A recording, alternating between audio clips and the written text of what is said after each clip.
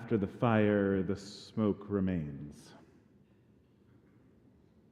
The memory of transformation, of loss, of destruction, of the impact of what has come before, it permeates everything. You might try and sweep it up like soot into a closet or hold it like a beach ball under the water, but it is like smoke. It lingers in clothes and hairs, seeps into the walls, hangs in the air.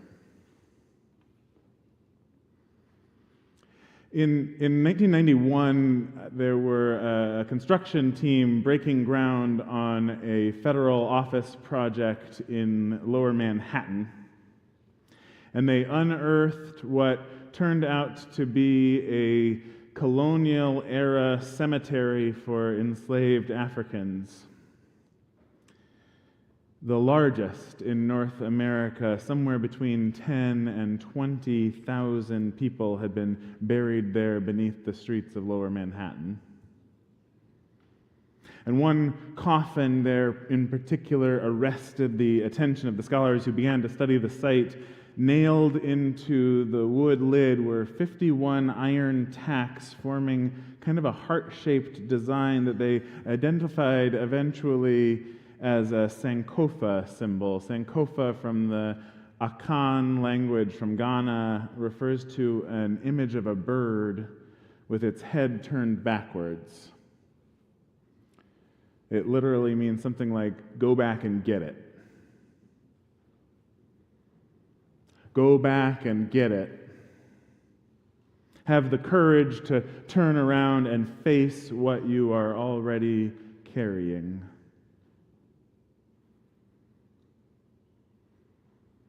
In a rare moment of public reckoning with our past in this country, construction was halted at the site. It was designated a National Historic Landmark in 1993, and a decade later, funds were allocated to build a memorial at the site. And there's still some scholarly debate about the symbol on the coffin, but the moment itself was a Sankofa moment, as a community of activists and scholars insisted that the remains be treated with dignity, insisted on years of careful study and a ceremony of reinterment that traveled through 6 cities before returning the ancestors to the ground. The grief still had work to do. Some 200 years later, this site was from the late 1700s, some 200 years later, the grief still had work to do. The memory of those who suffered atrocities and still managed to hold in collective memory, still managed to dignify death with the wisdom of their ancestors.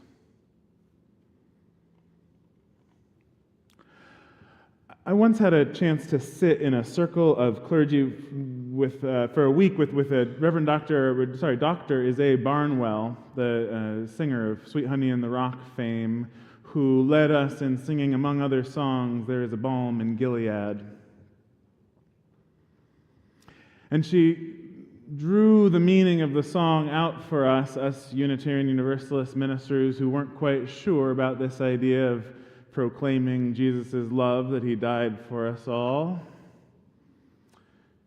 She said, what you need to hear is this balm, and whatever you know that balm to be, it is the balm that makes the wounded whole and the balm that heals the sin-sick soul. And she said, in the understanding of those who wove this song together, of course, the wounded who need to be made whole, these were the enslaved African people.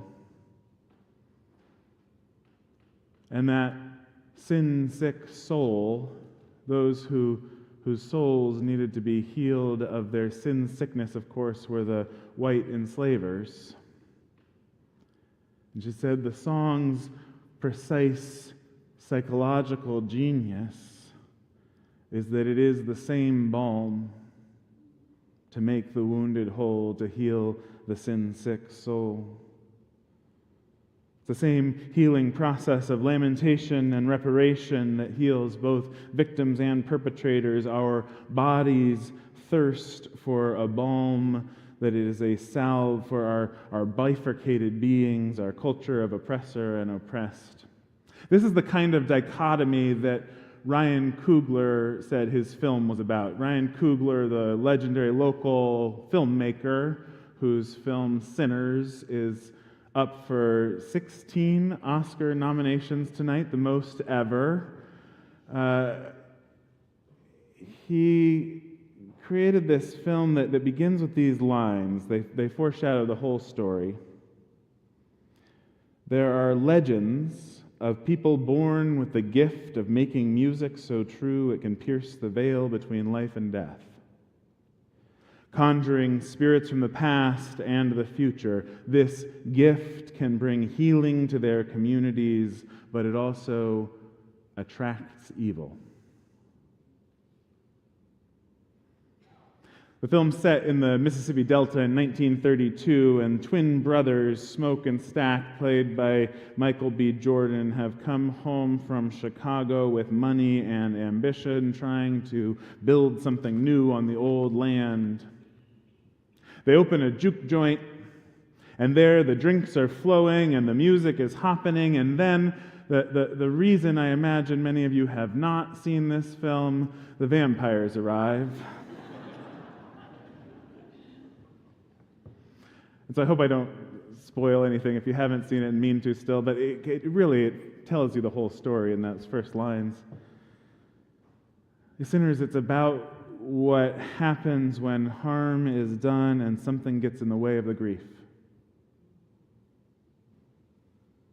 It's about the smoke that lingers and how much better it feels to seek the warmth of another's fire than take honest stock of what we've been through and what we're already carrying. The central figure in the movie is actually Sammy, who's a gifted musician, whose preacher father condemns the blues that he loves, demands he give it up and use his gifts only in the service of the church. But Sammy loves the blues and follows his cousins to the juke joint and plays his heart out. And in one of the most compelling scenes of the movie, he plays, and it's indeed a magic that pierces the veil of life and death. Into the midst of the dancing community arrive ancestors playing traditional drums from times before the slave trade, as well as descendants breakdancing and rapping alongside Sammy's blues.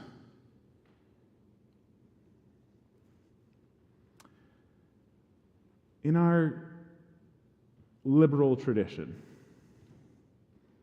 we like to think of ourselves first as individuals, primarily autonomous beings who make our own choices, chart our own courses, find freedom in our separateness. This rather strange way of thinking, with its roots in Enlightenment thinkers like John Locke's tabula rasa, and in that Protestant impulse to seek salvation through an individualistic progress towards perfection. This is one of the things we are already carrying. But the truth is, we are born into bodies that carry the memory of what happened to the bodies before ours. We're born onto land that bears the wounds of industry. We're born into languages and silences and habits of feeling and not feeling that were handed to us by people who were handed them by people who did not choose them either. You know, the epigenetics research showing us how this isn't just even metaphor, this is biology. The trauma of one generation reshapes the nervous systems of the next. The smoke gets into the walls, gets into all of us. And so as all of this kaleidoscopes together in the juke joint, as healing glows through the communal joy, the promised evil also arrives in the form of Remick, the old Irish vampire. Now, the vampires and sinners, they're kind of a mythopoetic depiction of extraction. They're drawn to the music the way colonialism is drawn to indigenous land, the way the music industry is drawn to the blues, the way the dominant culture is always drawn to the beauty that emerges from communities it has tried to destroy. The vampires recognize depth. They want to possess it.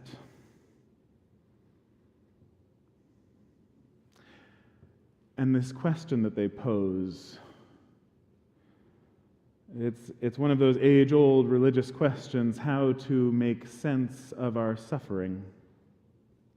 That why.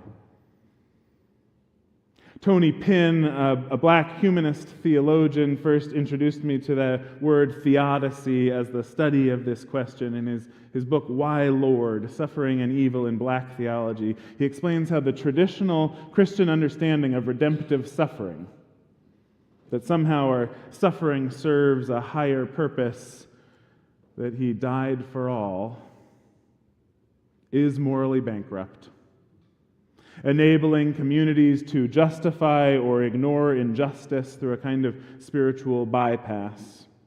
And he finds actually an alternative within the spirituals and in gospel and in blues and hip-hop. And I think he'd say it appears in cinematic form in Kugler's Sinners, what he terms a nitty-gritty hermeneutic.